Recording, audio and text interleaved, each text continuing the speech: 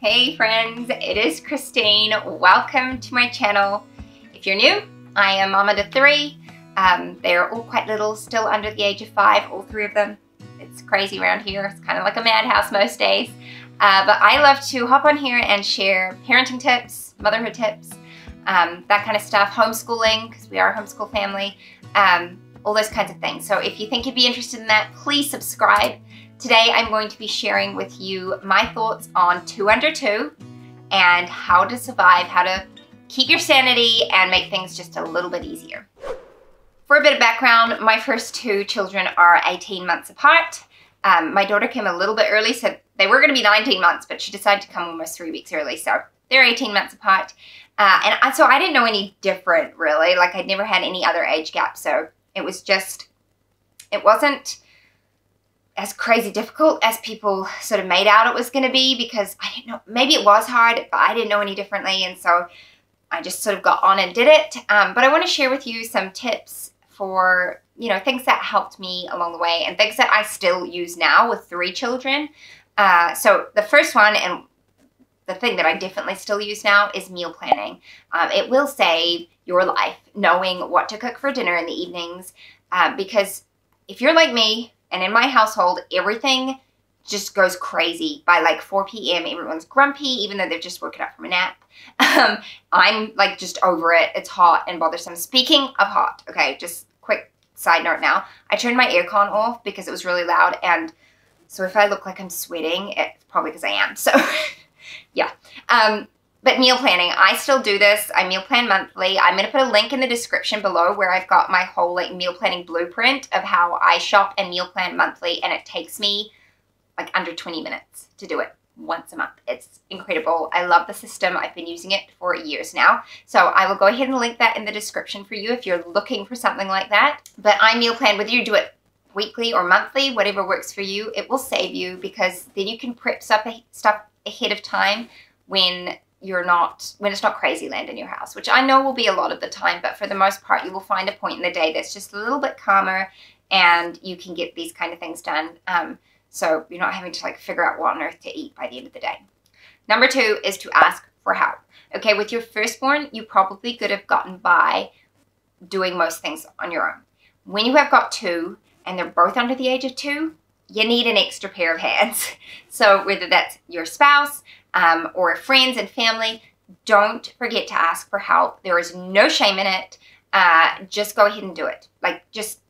Because sometimes people just don't know what you need, and sometimes people are hesitant to offer help because they feel like they're intruding. So if you really need it, just ask for it. Like, there's nothing wrong with it. The worst they can say is no, which I know sucks, but do it anyway. It's good for you. It's good for your kids, and it will just save your sanity, and you'll be able to enjoy your children that much more because you won't be so spread so thin. My third tip is to get the newborn up first.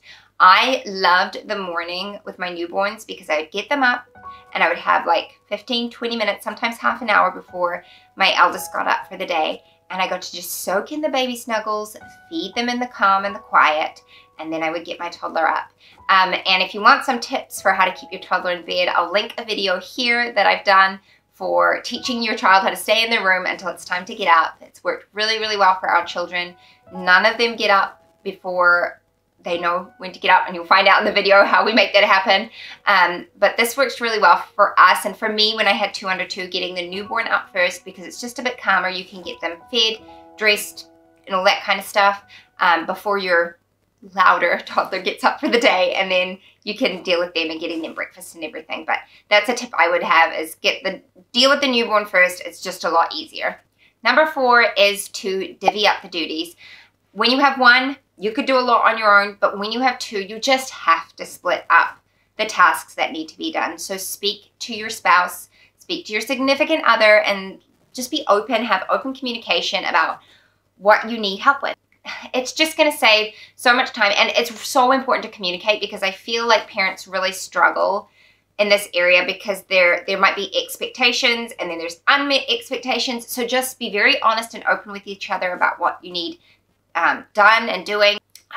On Sunday mornings, sometimes they can still be stressful. For the most part, they're a lot easier now. But one thing that I did was we had like a pin board, and I printed out a list of the things that we needed to pack in the bag every Sunday morning so that church was not like a complete, you know.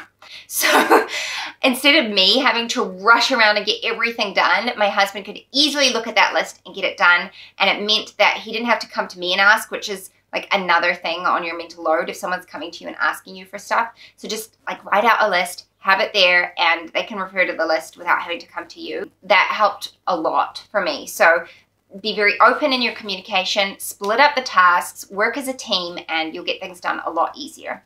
Number 4 is to establish a routine. I am a big fan of routines. If you've been following me for any length of time, you'll know that. I love to get my babies on a routine as soon as possible, and that doesn't mean like rigid, screaming, cry it out routine. It just means a gentle routine that meets their needs and also meets the needs of the family. I see the baby as part of a whole family unit, and so there's got to be compromises made on both parts. But if you can get your children into a routine and napping at the same time, it will just give you so much sanity back. Because like now, all 3 of my children are either having rest time or napping, and I got like 2 hours to myself to work, to rest, to do whatever I needed to do. It's really good for you, and I think especially if you are an introverted mama, you need these moments in the day to yourself. It's not like a selfish thing, it's something you actually need because you're just overstimulated with little ones needing you and the noises and everything. So don't feel guilty about it. Work to establish a routine. It really does make a difference when you have little ones so close in age. My next tip is to work on independent play, and this is something that is taken from the Baby Wise series, which again I highly recommend. But I've got posts about this on my blog, which I can link in the description below if you want. I've also got videos on it, so I'll try and link some cards up here. Independent playtime has been amazing for our family. It's helped to teach my children to be content playing on their own. It's helped to expand their imaginations, to work on their problem solving skills, and it gives me a chance in the day to get things done without little ones underfoot. It is wonderful for when you're in those early newborn stages. When you're newborn naps, you can put your toddler in independent playtime. You can take a quick shower, make a couple phone calls, those kind of things that you just need to be kid-free for. I loved independent play for that. So I highly recommend looking into working on that. It's something that you can start later on with your child. It doesn't have to be done from when they're tiny little babies. You can definitely do it even when they're in toddler years. So like I said, I'll leave links to all sorts of things and you can go check that out. And my last tip is to take a break or get out of the house. It will do you a world of good just to have a moment to yourself.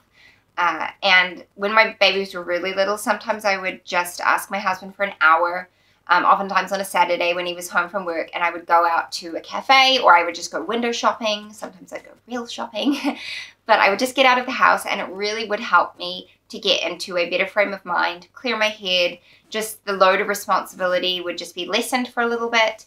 And it was brilliant. And sometimes it's just taking a walk, going outside and reading a book for a bit. But if you've got someone who will help you out, take advantage of that and ask them for their help, because it's so important that you get that time as well. And I'm not one for like me time and all that kind of stuff, because I think self-care is often misrepresented, and it's not about like pamper sessions and all that kind of stuff. That can be a part of it, but it's not like the base of it.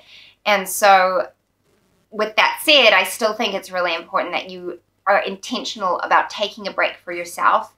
We know how important it is for children to nap and to have quiet time because they get overstimulated. Well, to be quite fair, it carries on into adulthood. So treat yourself like a kid and realize that you need a little bit of downtime too. There's nothing to feel guilty about, and it's really important. So having 2 under 2 is busy. It's full on. It's not the end of the world. It's not the hardest thing you will ever go through. It will be full on, but it's certainly something that you can enjoy. I definitely have, and my 2 are now, like I said, Jack's almost 5 and Annie's 3, and they play together all the time.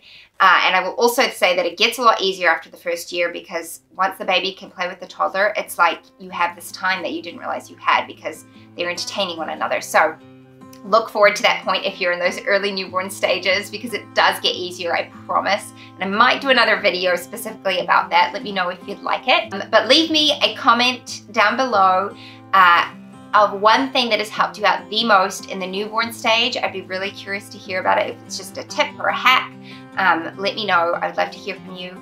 thank you so much for watching. I'll see you guys next time. Bye.